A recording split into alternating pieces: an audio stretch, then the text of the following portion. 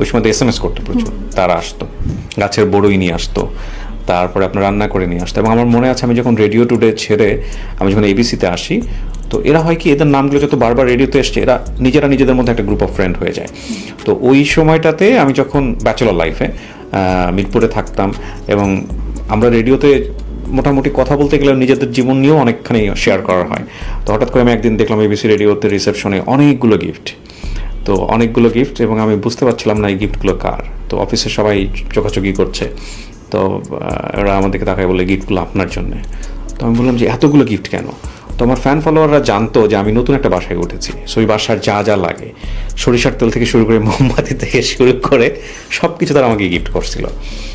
এবং that's a beautiful memory. আমি ওই নামগুলো এখনও মনে করতে পারি। ওরা হয়তো আমার মতো, ওদেরও বয়স হয়ে গেছে, বাট ওই কমিউনিকেশন